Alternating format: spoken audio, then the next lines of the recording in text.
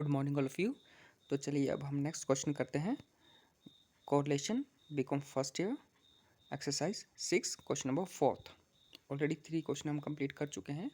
तो 4th question में हम देखते हैं क्या लिखा है। Calculate the coefficient of rank correlation for the following. हमने रैंक कोरिलेशन कैलकुलेट करना है, पर सीरीज़ दी गई है आपके पास 48x सीरीज़ दी गई है एंड बाई सीरीज़ दी गई है। पर इस सीरीज़ में आप देख रहे होंगे कि कुछ आपकी वैल्यूज़ रिपीट हो रही हैं। जैसे 16 को मैंने अंडरलाइन कर लिया, यहाँ पे सर्कल कर रहा है, तो 16 आपका रिपीट हो रहा था 3 टाइम। तो ऐसे केसेस में हम इनको रैंकिंग कैसे देते हैं, क्योंकि ये इक्वल रैंकिंग के वैल्यूज़ हैं। 16 3 बार है तो इनको रैंक देना पड़ेगा। और वहीं अब नेक्स्ट सीरीज़ देखते हैं, इसमें भी कुछ वैल्यूज़ आपकी रिपीट हो रही हैं। जैसे 13 2 टाइम रिपीट हो रहा है, 6 भी रिपीट हो रहा है। तो ऐसे केसेस में हम इनको रैंकिंग कैसे देते हैं। ये प्रॉब्लम्स आपकी होती हैं व्हेन इक्वल और टाइट रैंक्स, व्हेन आपकी कुछ वैल्यूज़ के रैंक इक्वल आ जाते हैं। तो उस केसेस में हमें रैंक कोरिलेशन कैलकुलेट करने के लिए हमारे पास फॉर्मूला होता है 1 - 6 sigma bracket sigma D square plus 1/12 M Q minus M. जो ये एम होगा इसका क्यू और उसी एम को यहाँ पे माइनस कर देंगे, plus M divide by plus 1/12 M Q minus M.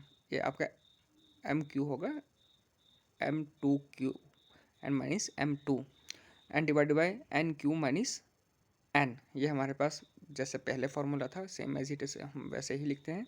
और जो m है, m की वैल्यू क्या होगी, number of items of equal rank. कितने नंबर हैं जिनके इक्वल रैंक है। तो फर्स्ट चीज़ में आप देखते हैं कि 16 जो वैल्यू है आपकी 3 टाइम रिपीट हो रही है।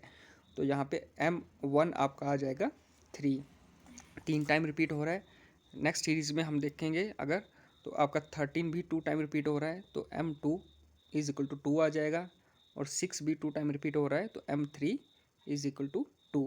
जितने टाइम आपकी वैल्यूज रिपीट होंगी, M की वैल्यू उतनी ही होगी। तो अब हम इसको सॉल्व करते हैं। जो वैल्यूज़ गिवन थी x की हमने लिख ली हैं, y की वैल्यू भी हमने सेम एज इट इज़ लिख ली थी। अब हमने इनको रैंकिंग देनी है। असेंडिंग ऑर्डर रैंकिंग दी गई है। असेंडिंग में हम देखते हैं सबसे छोटी वैल्यू को फर्स्ट रैंक देते हैं। सेकंड वैल्यू है हमारी इसमें, सेकंड वैल्यू 16 ही है। 16 3 टाइम रिपीट हो रहा है, मतलब हमने अगर रैंक देना होता तो 16 को 2 3 और 4 का रैंक देते। अब हमें यहाँ सभी को एक ही रैंक देना है, तो 2 + 3 + 4 डिवाइडेड बाई 3। ये 3 वैल्यू हैं तो हमने डिवाइडेड बाई 3 कर दिया। तो इसका टोटल आएगा 2 + 3 5 + 4 9 9 डिवाइडेड बाई 3, ये आएगा 3।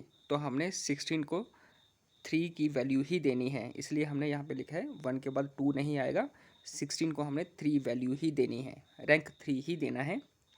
तो अभी हमारे पास 2 + 3 + 4 तक हमने रैंक दे दिए हैं। एक रैंक हमने पहले दे दिया था, 2 3 और 4, ये 16 तक हो गया कवर। अब हम जो नेक्स्ट रैंक देंगे वो 5 देंगे।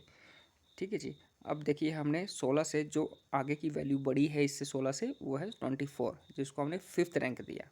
फिर 24 से आगे है हमारा 33, जिसको 6 रैंक दिया। और इसी तरह से हमने इसको रैंक दे दिए हैं, जो हमारा R1 था। अब R2 वाई सीरीज़ में देखते हैं। सबसे छोटी वैल्यू हमारे पास यहाँ पे है 4, जिसको हमने फर्स्ट रैंक दे दिया। उसके बाद इससे बड़ी है 6। 6 हमारे पास 2 टाइम रिपीट हो रहा है, मतलब अगर हमने इसको रैंक देना होता तो देते 2 और 3। तो हमने दोनों को ऐड कर लिया और डिवाइडेड बाई 2। तो ये आ गया आपका 5 divided by 2 is equal to 2.5। हम इसको रैंक देंगे 2.5। 6 को हमने रैंक दे दिया 2.5 और इस 6 को भी रैंक दे दिया 2.5। अब हमारे रैंक 3 तक कंप्लीट हो चुके हैं। नेक्स्ट वैल्यू को हम 4th रैंक देंगे।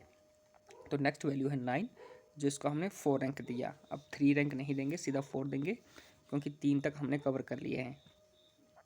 नेक्स्ट वैल्यू हमारी है 13। इससे बड़ी जो वैल्यू है वो 13 ही है।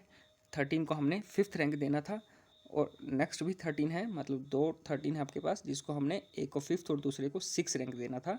तो डिवाइडेड बाई 2, ये आ गया आपके पास 5.5। तो हम दोनों 13 को 5.5 5.5 ही रैंक देंगे। इसी तरह से अब हमारे रैंक 6 तक कवर हो चुके हैं। नेक्स्ट वैल्यू को हम 7th रैंक देंगे, फिर 8th 9 और 10th रैंक।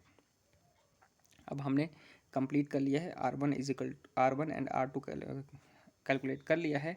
अब हमें D कैलकुलेट करना है, जिसका फॉर्मूला होता है R1 माइनस R2। तो R1 माइनस R2 करेंगे।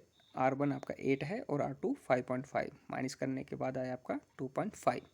6 माइनस 5.5 0.5, 7 माइनस 10 माइनस 3। देन इसी तरह से हमने सबको यहाँ पे माइनस कर दिया, जो आपकी वैल्यू आ जाएगी D की। अब हमें D स्क्वायर चाहिए, तो इसी का हम स्क्वायर कर देंगे। 2.5 multiply 2.5 6.25, 0.5 multiply 0.5 0.25, minus 3 multiply minus 3 9, minus 1.5 into 1.5 2.25।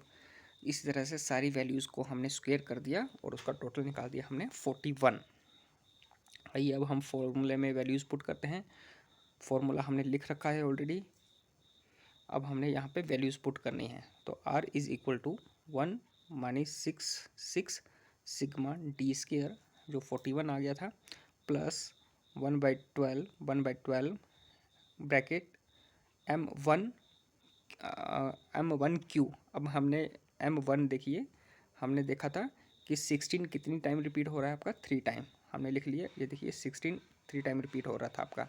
Then M2 हमने लिख लिया है, 6 कितनी टाइम रिपीट हुआ था आपका, या 13 कितनी टाइम रिपीट हुआ था, 2 टाइम। तो 13 2 टाइम रिपीट हो रहा है, तो इसको M2 मान लिया हमने।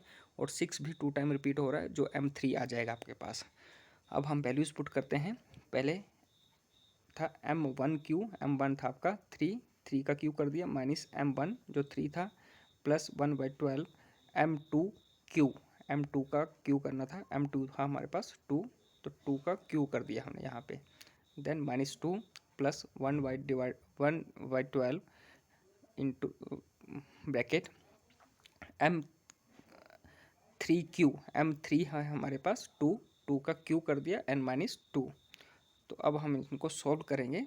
R इजक्ल टू 1 माइनस 6, ये same as it is, plus bracket 41। अब हमें पहले ब्रैकेट को अंदर ही सॉल्व करना है, उसके बाद देखते हैं। तो ब्रैकेट को सॉल्व करते हैं। 3 को 3 टाइम मल्टीप्लाई करके 1 टाइम 3 माइनस किया, तो हमारे पास और उसको डिवाइड कर दिया है 12 से, तो हमारे पास 2 वैल्यू आई। उसी तरह से 2 को 3 टाइम मल्टीप्लाई करके -2 किया और उसमें से डिवाइड कर दिया उसको 12 से, तो 0.5। ये भी सेम ही था, तो 0.5 ही आया। अब हमारे पास वैल्यूज़ आ गई हैं। हमने अंदर की वैल्यूज़ को टोटल कर लिया, जो हमारा होता है 41 प्लस 2 43, और ये 44 को हम मल्टीप्लाई करेंगे 6 के साथ, तो हमारा आ गया 264 एंड डिवाइडेड बाय, इसको सॉल्व करके हमारा 990 आया था, वो लिख लिया। अब 990 और 264 को डिवाइड किया, जो आ गया आपके पास 0.267। 1 में से माइनस करके हमने इसको कैलकुलेट कर लिया, जो हमें कैलकुलेट करना था रैंक कोरिलेशन। तो ये आपका 4th क्वेश्चन था, एक्सरसाइज लास्ट जो आपकी कोरिलेशन की है। Thank you.